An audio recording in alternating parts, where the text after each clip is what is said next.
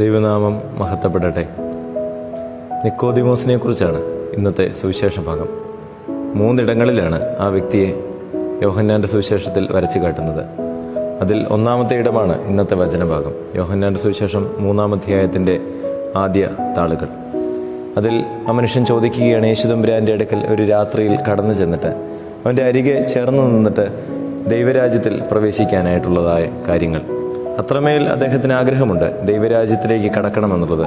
ഇതിനെ ഒറ്റ വാക്കിൽ നമുക്ക് വിളിക്കാൻ പറ്റും, നിയർ ടു ജീസസ്. യേശുവിൻ്റെ അടുക്കിലേക്ക് ചെന്ന് ആഗ്രഹിക്കുകയാണ് ദൈവരാജ്യത്തെക്കുറിച്ച്. നിക്കോദിമോസിനെ കുറിച്ച് 2-ാമത്തിൽ സുവിശേഷ ഭാഗത്തിൽ നാം കാണുകയാണ്. യോഹന്നാൻ്റെ സുവിശേഷം 7-ാം അധ്യായത്തിൻ്റെ അവസാന താളുകളിൽ യേശുവിനെ പിടിക്കുവാനായിട്ട് സേവകർ നിൽക്കുമ്പോൾ യേശുവിൻ്റെ പക്ഷം ചേർന്ന് സംസാരിക്കുകയാണ്. വിത്ത് ജീസസ് എന്നുള്ളതായ ഒരു വാക്ക് ഉപയോഗിക്കുവാനായിട്ട് പറ്റും. ക്രിസ്തുവിൻ്റെ കൂടെ. 3-ാമതായിട്ട് ആ മനുഷ്യനെ കണ്ടുമുട്ടുന്നത് യോഹന്നാൻ്റെ സുവിശേഷം 19-ാം അധ്യായം 38 മുതലുള്ള ഭാഗങ്ങളിലാണ്.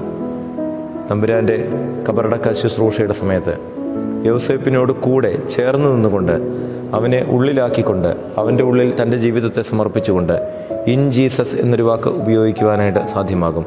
അത്രമേൽ ക്രിസ്തുവിൻ്റെ ഉള്ളിലായിക്കൊണ്ട് അവൻ നിൽക്കുകയാണ്. കാരണം അവൻ ആഗ്രഹിച്ചത് മുഴുവൻ ദൈവരാജ്യമാണ്.